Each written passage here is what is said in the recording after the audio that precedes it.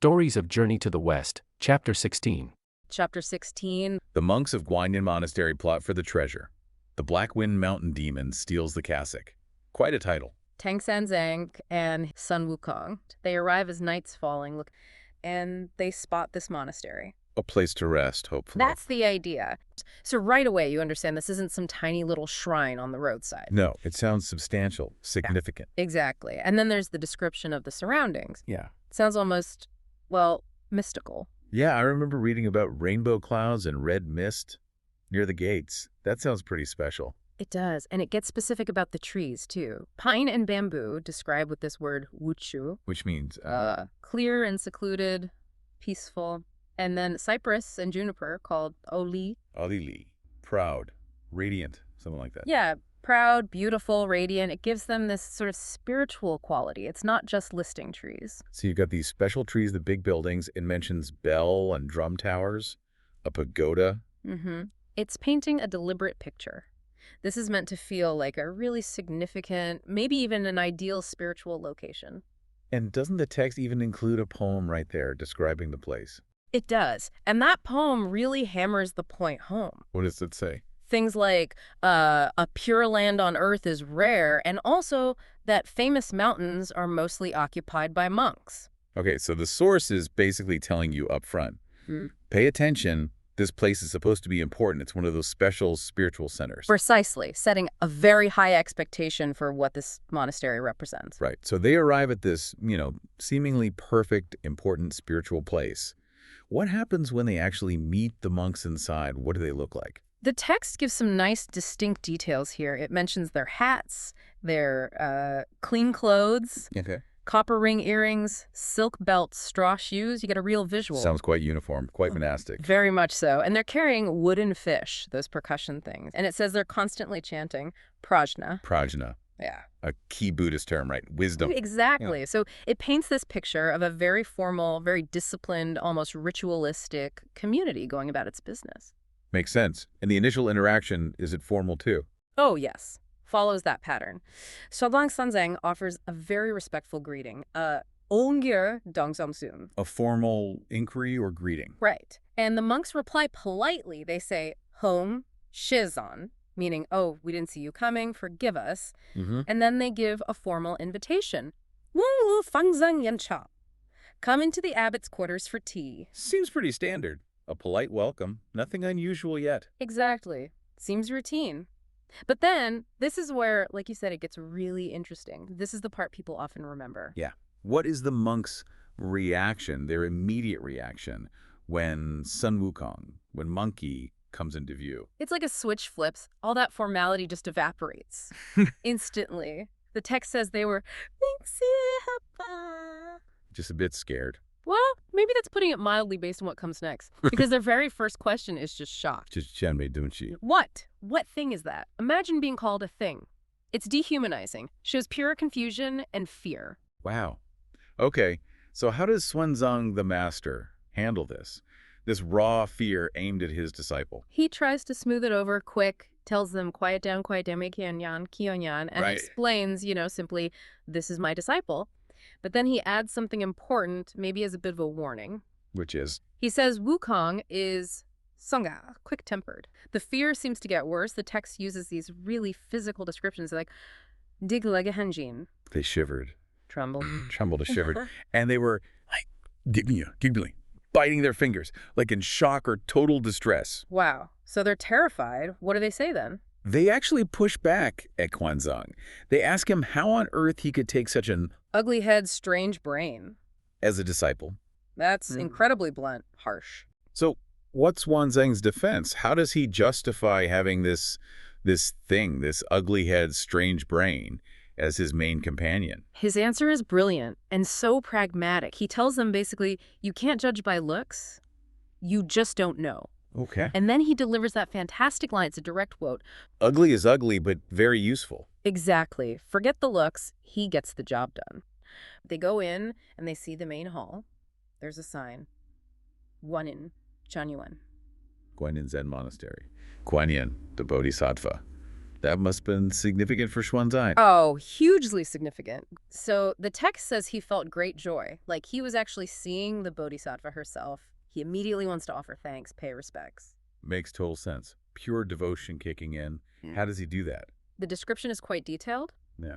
He basically prostrates fully. Full body on the ground, bowing to the statue, showing profound respect. Exactly, total reverence. And while he's doing this, one of the monks beats a drum, like marking the ritual. Okay. While Xuanzang is praying, Wukong starts hitting the bell. Okay, fine. But then Xuanzang finishes, the drum stops. And Wukong. Wukong just keeps going. The text says he hit it. Ooh, whoop. Sometimes fast, sometimes slow. Hit it for a long time. So not the proper way at all. Not the single resonant chime you'd expect for prayers. This is prolonged, kind of erratic, just banging away. Does anyone react? Do the monks say anything? Yes. An attendant monk comes up and asks him pretty directly, which means, the bowing is finished. Why are you still hitting the bell? Like, what are you doing? fair question, what's Wukong's explanation for this? Yeah. Extended bell solo. His response is pure Wukong. A mix of maybe cheekiness, maybe cynicism. He drops the mallet, laughs, and says, Do one day as a monk hit the bell for one day. exactly. It's become a famous idiom. It basically means I'm just going through the motions, doing the job because it's the job, maybe without any deep feeling or understanding behind it in that moment. And all that racket, that random bell sound as the text calls it, like that can't possibly go unnoticed by everyone else in the monastery. Oh, absolutely not. It causes chaos. It's like chaos. Actions. The random bell sounds cause an uproar. All the other monks come rushing out. What do they say? They're alarmed, demanding, "Oh,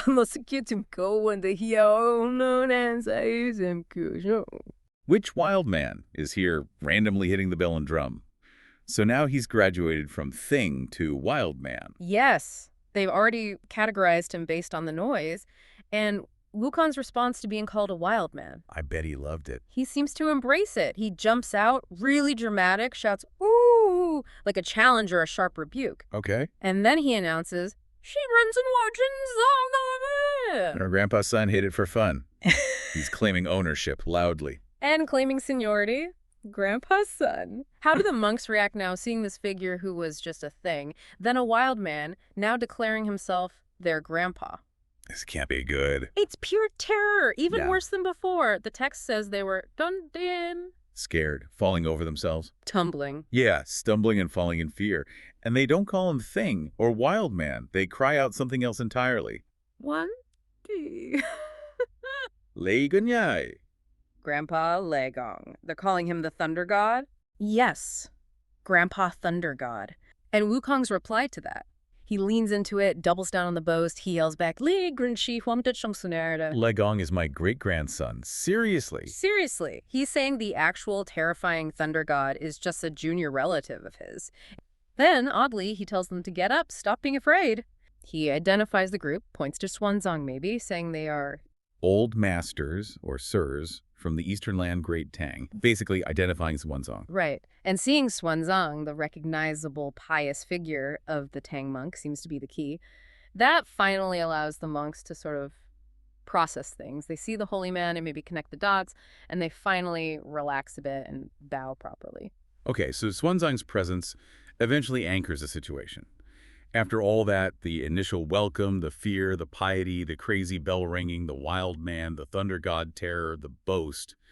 The head monk, Min Xuanzang, comes forward. The person in charge. Right.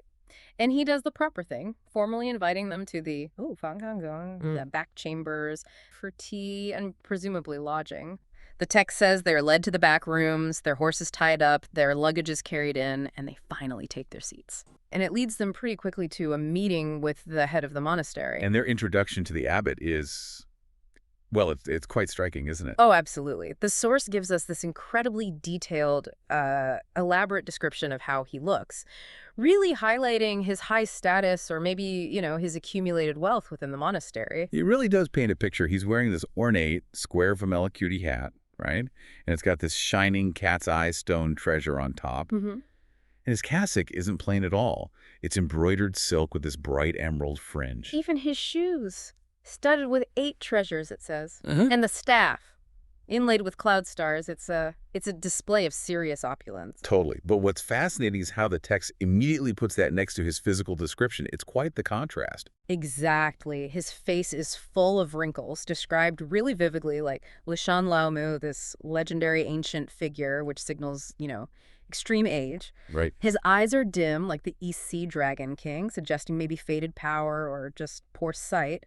And he's toothless, his back is stooped and curved. So you have this external show of wealth and status kind of clashing with the physical reality of just profound age and frailty. Makes you wonder about him right away. Definitely. And they get right into the age thing, don't they? The abbot asks about the distance Tripitaka has traveled. Yeah, and Tripitaka breaks it down. It's over 5,000 leagues, which is what, like half a kilometer per li, something like that? Yeah, roughly.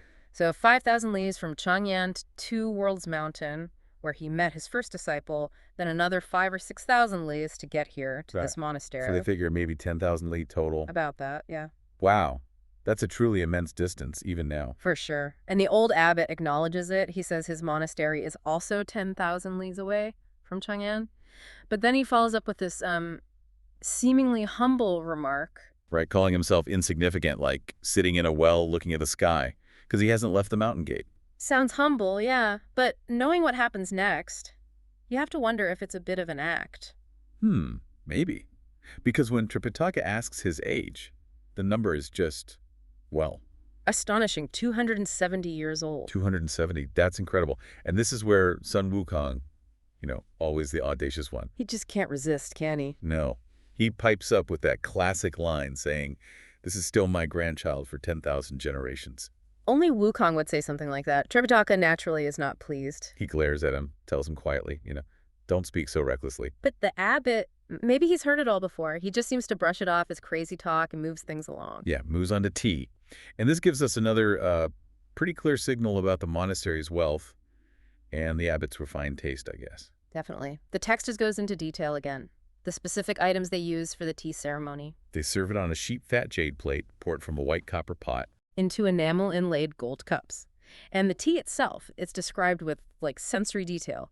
The color is like a pomegranate pistil. The scent even better than osmanthus flowers. Tripitaka is genuinely impressed, you can tell. He praises everything. Good objects. Good objects. Truly delicious food and beautiful vessels. Yeah, it highlights his appreciation for quality, maybe.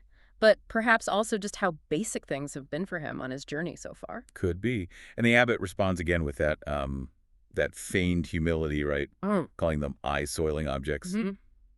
And suggesting that someone from the Upper Kingdom, meaning Tang, China, like the civilized center, must have seen much rarer treasures. Which is, of course, the perfect setup for his next move. Exactly. He immediately pivots from downplaying his own stuff to asking if Tripitaka has any treasures from the Upper Kingdom that he could see. Such a smooth, or maybe not so smooth, transition. It's a clear probe for wealth. Precisely.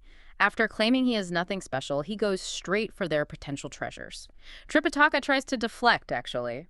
Says the East Earth doesn't have many treasures suitable for carrying around. Makes sense. But Wukong. Ah, Wukong. Maybe feeling a bit competitive. Or just really confident in what they do have. Yeah, against Tripitaka's clear hesitation, Wukong just jumps in, volunteers the Tang monk's cassock, asks if that isn't a treasure worth showing. And the reaction from the other monks there is pretty telling. They laugh. Yeah, they burst into laughter. The idea of just a cassock being some great treasure strikes them as funny. And they start boasting about their own collection, say they have, 20 or 30 each? Right, and their abbot, because he's been there for over 250 years, supposedly has 700 or 800. They even offer to show theirs off first. Wow. Okay, so the old abbot, he's clearly into this little show and tell. Oh yeah, he agrees immediately. They call for the storehouse keepers, and porters bring out 12 cabinets. 12 cabinets of cassocks. Apparently. They open them up, string up ropes, and display all these robes. And the text describes them as full of embroidered silks and damask silks all around, noting they are embroidered and gold-stitched. So they are valuable, well-made robes. Definitely signs of the monastery's material wealth and status. Very fine things. Okay. And Wukong looks them over. Yeah, Wukong inspects them and just goes, good, good, good, put them away. Oh, very dismissive. Totally. Before telling them, all right, now bring out ours. And it's right at this moment, with things getting serious, that Tripitaka pulls Wukong aside. And he gives him this sharp, quiet warning based on ancient wisdom. He quotes that saying, "Rare and precious objects must not be shown to greedy and treacherous people," which immediately labels the abbot, doesn't it? It really does. And he explains why. Once they see it, it will certainly move their hearts. Once their hearts are moved, schemes will inevitably arise. Powerful stuff. He's basically saying if you show this, they'll want it and they'll plot to get it. He even warns Wukong that if he fears trouble, he should just yield to them now. Because showing the treasure could lead to loss of life and limb.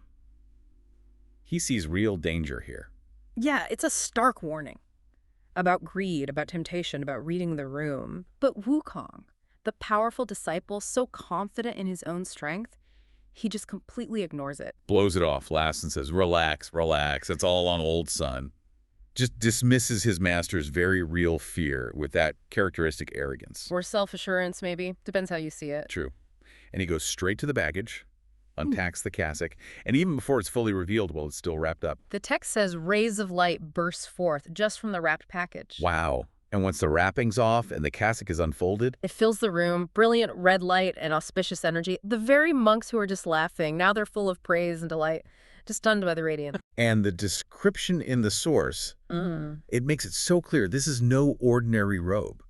Not like the monastery's collection at all. Not even close. It's adorned with precious pearls, rare Buddhist treasures, embroidered with dragon whiskers and colored silk, bordered with brocade. The language signals, not just wealth, but actual celestial craftsmanship. But here's where it gets really interesting, like you said. The text doesn't just describe how it looks, it details its supernatural properties. This cassock is a tool of spiritual power. Exactly. It says it eliminates mountain demons and water spirits. It can send evil spirits to the underworld. Where did it come from?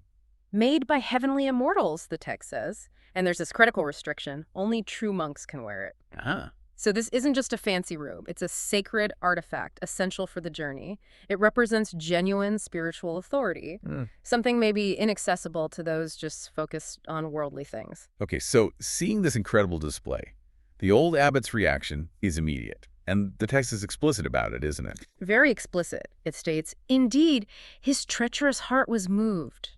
Right. And he immediately launches into a performance. Totally. Walks up to Tripitaka, kneels down, starts shedding tears. Oh, come on. Yeah. Claims he's without fate because the light was fading just as the treasure was shown, and his eyes are too dim to see it clearly. Such a transparent act, right? To buy time or make an excuse. So transparent. Tripitaka, maybe still trying to be polite, even though he must be uneasy. He offers to light lamps. But the abbot's quick with a counter, says the cassock is already too bright. Adding lamps would make it impossible to see clearly. That doesn't even make sense. It's a flimsy excuse, absolutely. Just highlights his deceptive intent even more. And then comes the direct ask. The big request. He asks Tripitaka if he'd be trusting enough to let him take the cassock to his back room, to examine it closely overnight, promising, of course, to return it in the morning for their journey. Wow, that takes some nerve. This is the crucial test then, and Tripitaka is clearly shocked. Oh yeah. He immediately turns to Wukong, blaming him. "It's all you, it's all you." You can feel his fear for the treasure's safety, and maybe for their own safety too. But Wukong, sticking to his guns from earlier, totally unfazed. Completely. Just laughs and says, "What are you afraid of?" His confidence, or maybe overconfidence, just overrides his master's anxiety and that clear warning. So Tripitaka can't stop him. Nope. Wukong proceeds to repackage the cassock himself and just hands it directly to the abbot. Unbelievable. He tells him, basically, look at it all you want, but remember, it must be returned exactly as it is, undamaged, tomorrow morning. And the old abbot, having seemingly gotten exactly what his treacherous heart wanted. He's overjoyed. The text notes his delight. He immediately orders his attendants, take the cassock inside, and tells the other monks, prepare the visitors' rooms, clean the meditation hall, set up beds, arrange for breakfast, and their departure the next day. Very efficient once he has the prize. So the visitors are shown in their quarters. They lock themselves in for the night. The text says the old monk takes the robe, looks at it under the lamp, and just bursts into tears. Starts weeping uncontrollably. His own monks are shocked. They ask him what's wrong. Yeah, and his answer. That's where it gets really, really interesting. What does he say? He tells them he's crying because he feels like he has no affinity with it, that he can't truly possess Tang Monk's treasure. So just looking isn't enough. Apparently not. He says looking isn't permanent. And then comes this really revealing line. He says he's 270 years old, an incredibly long life as a monk. He's gathered hundreds of robes himself over that time. But he feels they're all empty, worthless, without this specific one. Wow. His entire life's practice, centuries of it, feels incomplete because he doesn't own this one thing. Yes, he even wishes he could be Tang Monk just so he could wear it. It's not just admiration, It's this overwhelming, almost painful longing. It completely blinds him. Blinds him, yeah. To everything else, his own status, his own life. And this intense desire, this feeling of lack, despite having so much, it immediately curdles, turns dark. And leads straight to conspiracy, a cold-blooded one. And it's not just his idea anymore, is it? No, that's the crucial shift. The other monks see how fixated the abbot is, and instead of, maybe trying to guide him away from this craving, They lean into it. they totally lean into it. The shared desire for this treasure just snowballs into, okay, how do we get this permanently?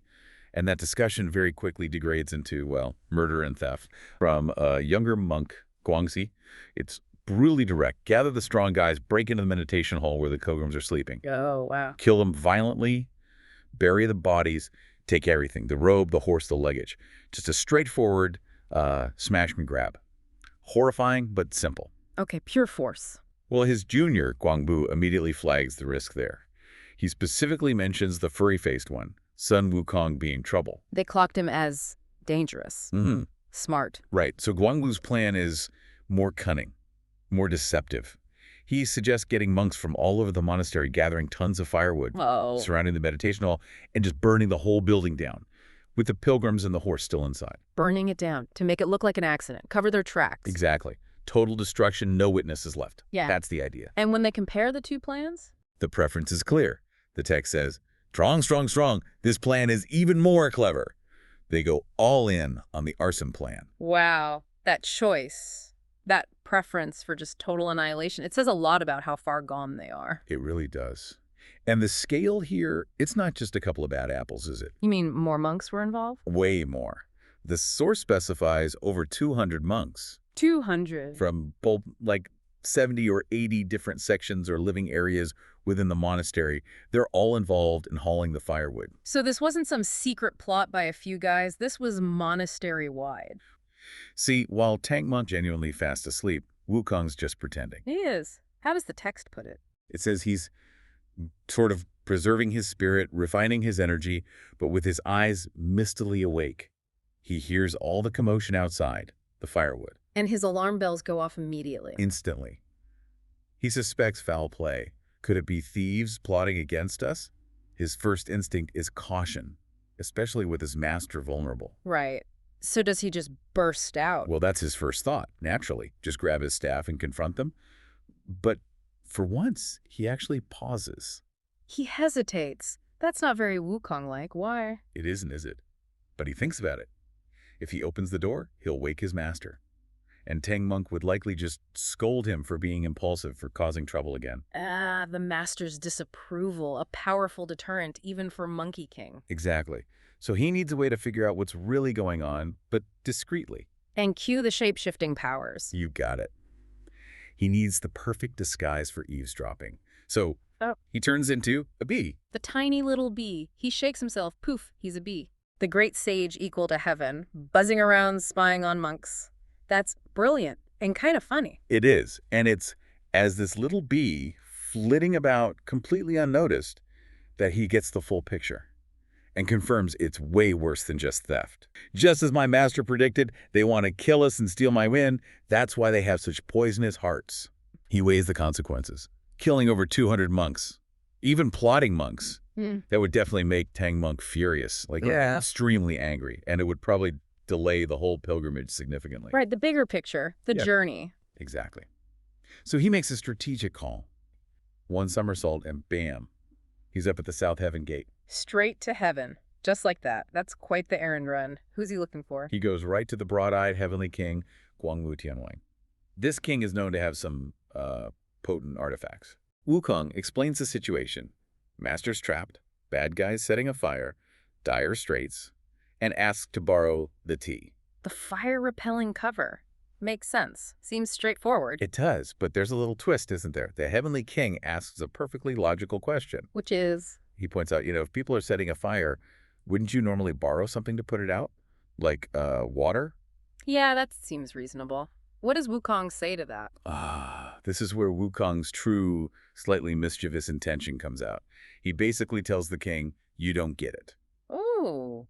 Borrowing water would put out the fire, yes, which would save them, but it would also save the monks in the monastery. Wukong doesn't want that. Not at all. He explicitly says he wants the fire to burn.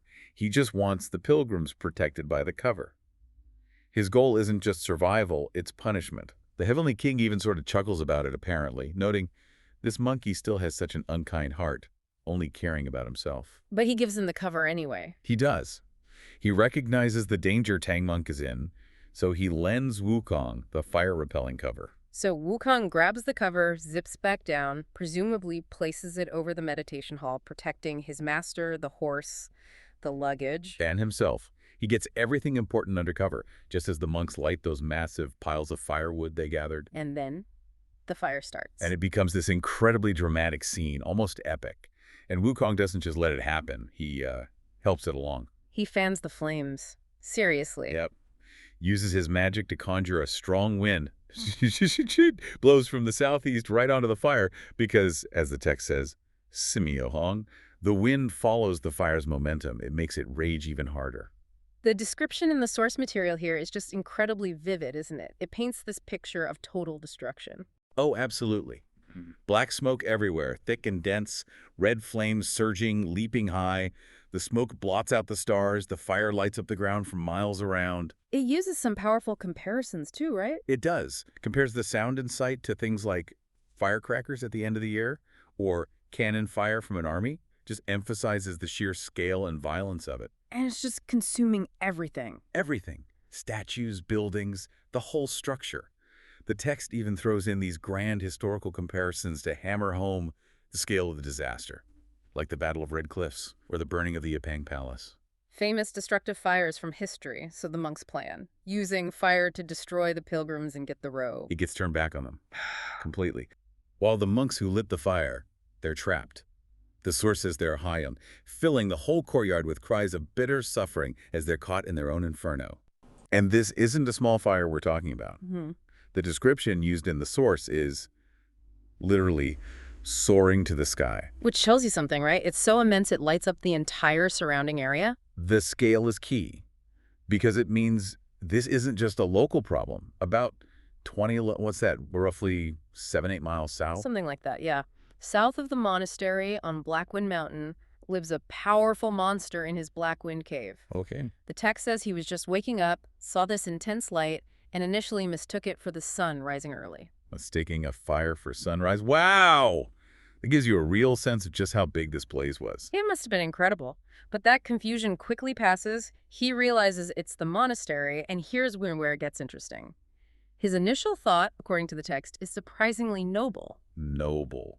A monster. Exactly. The source explicitly states the monster's first reaction is, those monks are so careless, I should go and help them put it out. You Kaka. Huh. So he intends to help. Okay, so he arrives on his cloud, right under the smoke. What does he see? He sees the devastation. The front buildings are empty. The corridors are burning fiercely.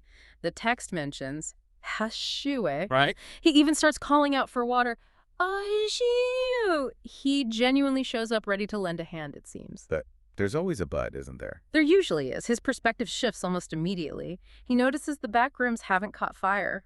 Okay, so not the whole place is burning. No. And then, a crucial detail, he sees someone on the roof ridge of one of those back buildings in the act of Fung. What does that mean exactly? Releasing wind. Literally, yes.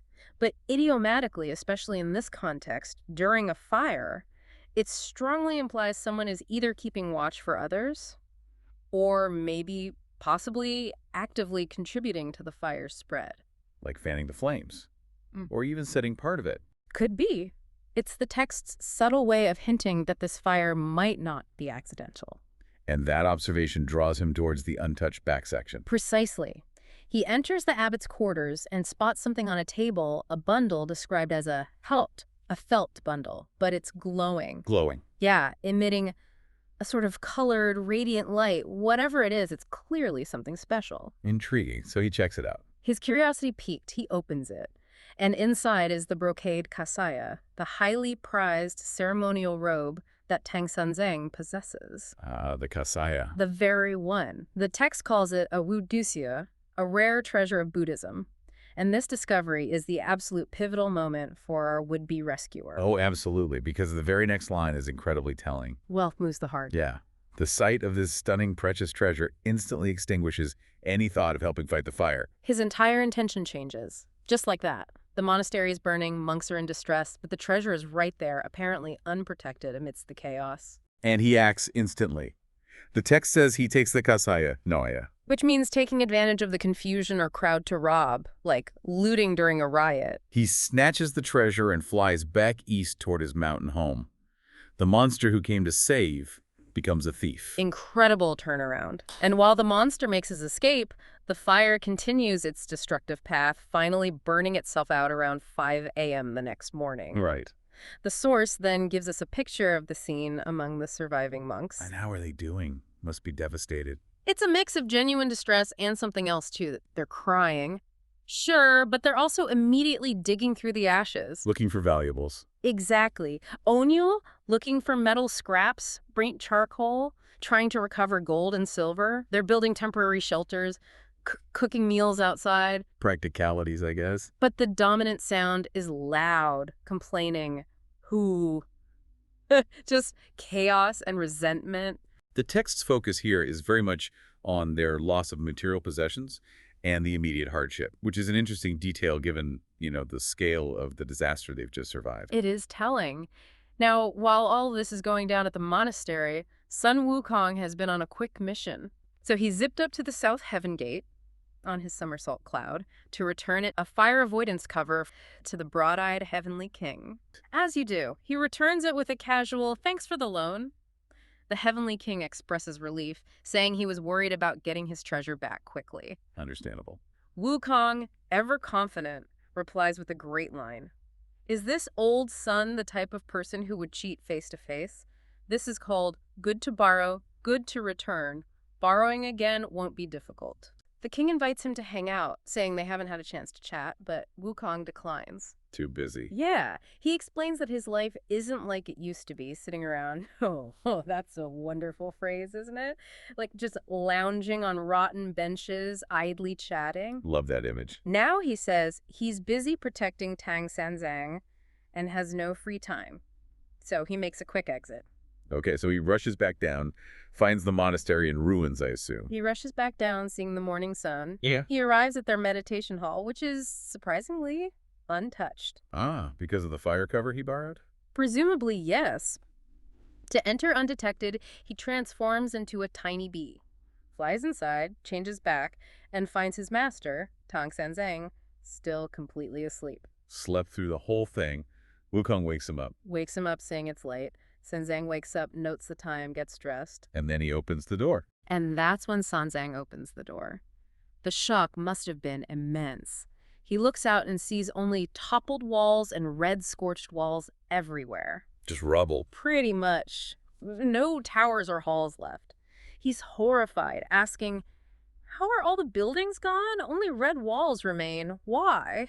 What does Wukong say? Wukong calmly explains that Sanzang was still dreaming while a massive fire raged during the night. Sanzang is bewildered, asking why he didn't know. Good question. Wukong replies that he protected their specific meditation hall and didn't wake him because he was sleeping so soundly, implying his protection was focused and, well, effective. Which leads Tang Sanzang to the obvious question. If you had the power to protect our hall, why didn't you save the other rooms from the fire? Yep. And this is where the conversation takes a sharp turn. Wukong doesn't hesitate. He tells him. He confirms Tang Sanzang's earlier suspicion about the monks' ill intentions. He states directly that the monks in the esoteria, they coveted their kasaya and planned to burn and kill them. Wow, straight up. Wukong emphasizes that if he hadn't been aware, they would be completely turned to ash by now. So, confirmation. Tang Sanzang must be terrified. Understandably frightened, yes. He asks again for absolute clarity. Was it they who set the fire? Wukong's reply is blunt. Who else could it be but them? Okay, case closed on who started it. But then Sanzang asks something else. But then Tang Sanzang pivots to a surprising line of questioning about Wukong himself. He asks Wukong if he was the one who set the fire. Yes, perhaps because the monks had treated him disrespectfully. That tells you a lot about Tang Sanzang's view of Wukong, doesn't it? His immediate suspicion falls on his own disciple. It really does. It reveals that deep-seated distrust, his willingness to suspect Wukong of these drastic, vengeful acts. How does Wukong react? Wukong is indignant, vigorously denying it. Is this old son such a shiftless, lazy, or perhaps wicked person capable of doing such evil deeds? Strong denial. He insists again that the monks, they truly were the ones who said it. But then he makes a frankly astonishing admission. Oh. What now? This is the moment that really makes you pause. Wukong confesses that, seeing the monks, their malicious, wicked hearts, he did not help put the fire out. Okay. Understandable, maybe, given they tried to kill him. But it was he didn't just stand by. Instead, he admits he lightly helped the wind a little. He helped the fire. Let that sink in. He saw the fire set by people trying to kill him and his master, and instead of helping put it out or even just letting it burn, he actively made it worse. Wow. Okay. How does Sanzang take that? Tang Sanzang is appalled, absolutely horrified. His reaction is one of pure moral outrage. Heaven, oh heaven, when there's a fire you help with water, how could you possibly help with wind? That really throws their different worldviews into sharp relief, doesn't it? Yeah. Compassion versus, well, Wukong's brand of justice. A fundamental clash. Mercy versus retribution. It's a theme that pops up again and again on their journey. So, okay, the temple's mostly ashes. The monk's first thought naturally goes to that kaya. It's clearly important. Oh, hugely important. It's not just clothing, it's a symbol of his mission, his spiritual authority. Losing it would be a massive blow. So they head back to find the surviving monks. Mm-hmm. And the monks' reaction is, well, it's quite something. Pure terror. They see Tripitaka and Wukong emerge from the smoke and ruins, and they immediately assume Ghosts. Vengeful spirits. They literally scream, the avenging ghosts are here for us. You can just picture the scene, right? Chaos, their own guilt makes them see phantoms. And Wukong just cuts right through it. Typical Wukong. Give us back the robe.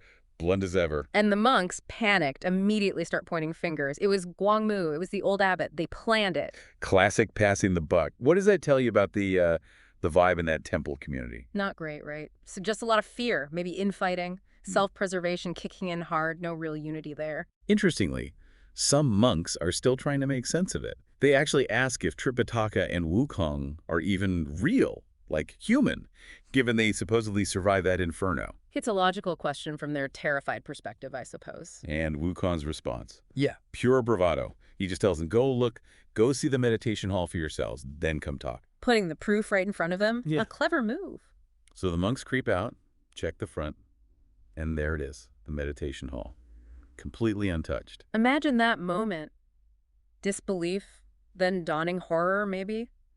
Realization. Yeah, the penny drops. These aren't just regular travelers. They have some kind of serious power. And the fear shifts, doesn't it? From fear of ghosts to, like, awe and terror of these divine beings. They immediately start calling the Tang monk a divine monk and Wukong his protector. And then the confession comes pouring out. Right. The Kaya isn't here. It's with their oldest ancestral teacher, the old head abbot, back in his private quarters. So they lead them through the wreckage. That image must be powerful, walking through devastation to this one untouched area. Really highlights Wukong's calculated actions, yeah? And when they get there, some other monks are already spilling the beans to the old abbot. Telling him, hey, that monk survived the fire, he's divine, and, oh, maybe our stuff is next. Priorities, right? The news just breaks him. The old abbot, overwhelmed by the failure of his plan, the loss of the robe he craved, the fear, he does something drastic. Runs full force into a wall and dies. The description is incredibly graphic, quite memorable. Yi's Keijo. Wow. Can you translate that? It's something like just crashed so that brains were broken, blood flows, soul scattered, throat cut off, breath ended, staining the red dust. That is intensely visceral. It's hard to read those lines and not feel the finality and the desperation. Absolutely. And the sources even pause here. They include a poem reflecting on this specific event. What's the gist of the poem? They do, yeah, and it's a powerful commentary. The poem basically serves as a cautionary tale. It highlights the old monk's, lifelong accumulation of wealth implied by his position and the temple itself and his ultimate ruin because of this single, insatiable act of coveting the cassock. So greed leads to ruin. Pretty much. It reinforces the idea that seeking things too easily or relying on a fleeting opportunity, the source says, Kuku Kanals leads only to destruction and failure. Yeah. It's a harsh lesson right there at the temple gates. So in this really tragic turn, the key figure the monks blamed is now dead. The temple is destroyed, and the precious cassock is still missing. The problem is far from solved. Exactly. The most obvious culprit is gone, but the treasure isn't recovered. This forces the whole situation into a new phase, investigation time. Oh yeah, Wukong isn't just going to take their word for it. He suspects they might be hiding the cassock themselves, maybe pass it off during the fire. Makes sense. His approach is incredibly systematic. He demands a complete roster, a head count, of everyone who was in the temple during the fire. Everyone. The sources give us a specific number, 230 people. That includes monks, novices, children, even some Taoists who are apparently staying there. 230 people, that's a lot to check. How does he even tackle that? He's incredibly thorough, almost intimidatingly so. The sources describe him going through every single person, checking their clothes, examining their belongings, anything basically that might conceal a folded-up cassock that somehow survived the fire. He leaves no stone unturned among the humans. And after all that searching, person by person? Nothing. The cassock is nowhere to be found among them. It's simply vanished. This has got to be incredibly frustrating for Tang Monk. His most prized possession, gone, after all this chaos and destruction. It certainly is. The sources note Tang Monk's impatience, his frustration with Wukong for not having retrieved it immediately. He gets annoyed. And when Tang Monk gets annoyed? He resorts to his go-to method of persuasion or control. The head-tightening spell, of course. Precisely. He starts chanting, and the effect on Wukong is immediate and, well, agonizing. He hits the ground, clutching his head, desperately pleading for Tang Monk to stop. He promises again that he will find the cassock. And the poor remaining monks witnessing this. Oh, they are absolutely terrified by this display of power and seeing Wukong in obvious agony. They quickly chime in, begging Tang Monk to stop the spell too. So Tang Monk stops. Seeing their reaction and Wukong's renewed promise, Tang Monk finally relents. But he tells Wukong to stop bothering the monks, stop shaking them down, basically, and just focus on questioning them properly. Okay, so the monks get another chance to tell their story without the immediate threat of, Wukong's staff. What else do they add? They are adamant. They haven't seen it since the fire started. They really stick to their story, blaming the dead old monk entirely. Right. They describe his obsession, how he would just sit and weep over the cassock late into the night, the source says. Just weeping over it. Apparently. And his stated plan to keep it as a family treasure, and how he intended to burn the travelers to make that happen. They claim that during the panic of the fire, everyone was just focused on escaping or saving what little they could, and the cassock's whereabouts just became unknown to them in the chaos. But Wukong, still suspicious, doesn't completely buy this, does he? No, his skepticism lingers. He goes back to the abbot's quarters for an even more intensive search. What does he do? The sources mention him specifically examining the old monk's body again, maybe checking robes or something, and even digging up the floor, thinking perhaps it was buried there in a last-ditch effort. Still nothing. Find absolutely no trace. The cassock is truly gone from among the monks and their immediate surroundings. Okay, so if it's not with the monks and it wasn't hidden in the quarters, Right. Where could it possibly be? This must lead Wukong to consider possibilities beyond just, human theft. Absolutely. With the human avenues exhausted, Wukong's mind shifts gears. He asks the temple master a very pointed question. Basically, are there any monsters or demons around here that have, gained power or sentience? And this is the key turning point, isn't it? The moment the investigation widens. It is. The master's answer confirms Wukong's suspicion that this might be a supernatural problem, not just human greed gone wrong. What does he say? He reveals that a figure known as the Black King resides southeast of the temple on a place called Blackwind Mountain in Blackwind Cave. Black King? Yeah. And he confirms this Black King is indeed a demon. And interestingly, notes that the now deceased old monk actually used to interact with him sometimes. Interact? How? The source doesn't specify exactly how, but implies some sort of neighborly, if perhaps uneasy, relationship. He even gives the distance 20 li. 20, how far is that, roughly? Roughly 10 kilometers, maybe 6 miles or so. Close enough to notice something major happening at the temple. Like a massive fire lighting up the night sky. So how does Wukong piece this together? His deduction is instantaneous. And pretty compelling, actually. He immediately concludes the Black King must have stolen the cassock. Why him specifically? His reasoning, straight from the sources, is that the fire they started, the one meant to kill them, was incredibly bright. It's described vividly as woo, meaning Light extending 10,000 li, shining through 3 heavens. Basically super, super bright. Okay. He argues that this immense light would have been like a beacon visible for miles, attracting any powerful being nearby, like this Black King demon. Right. So the demon sees the fire, sees the confusion it caused, and, crucially, recognizes the cassock as a valuable treasure. A magical, valuable item. Exactly. So the demon simply seized the opportunity, snuck in during the chaos, and snatched it. It's a logical conclusion, really. Connects the bright light, the valuable item, the chaos, and this nearby supernatural entity who apparently knew the old monk. Makes perfect sense in context. So the new prime suspect is a demon king. Well, the plan is clear. Wukong needs to go confront this demon and get the cassock back. But what about Tang Monk? Ah, yes. Tang Monk voices a very understandable concern. What happens to him if Wukong, his powerful protector, just takes off? It's a valid question given their track record so far. How does Wukong handle that? He tries to reassure Tang Monk first with claims of, unseen divine spirits providing protection. A bit vague, maybe. Maybe a little. But he also takes practical steps. He gives very clear, very stern instructions to the remaining utterly terrified monks. What does he tell them? They are to serve Tang Monk diligently, Uh-huh. care for the white horse specific instructions about food, water, proper treatment, and critically, they need to maintain a completely pleasant and respectful attitude. No long faces, no complaining. And he issues a warning. Oh, a very serious warning about the consequences if they fail in the slightest detail. And he doesn't just leave it at a verbal warning, does he? He backs it up. No, he makes absolutely sure the threat lands. To underscore his power and the seriousness of his instructions, he gives a very vivid demonstration. How so? He takes his staff and just smashes one of the fire-damaged walls. Oh. The sources say the impact is so great that not only does that section collapse, but the shockwave causes multiple other sections of burnt wall to fall down too. Wow. That's an unforgettable way to make your point. How do the monks react to that particular display? They are utterly petrified. Any remaining thoughts of defiance just evaporate. They immediately fall into line. I bet. They promise absolute obedience, vowing to serve Tang Monk with all their might and devotion, stating definitively, Hide this. which means, we absolutely dare not show even a tiny bit of slackness. Basically, total compliance. Message received, loud and clear, and with that assurance, Wukong is off. He wastes absolutely no time. The sources say he leaps onto his somersault cloud immediately and heads straight towards Blackwind Mountain to deal with this demon.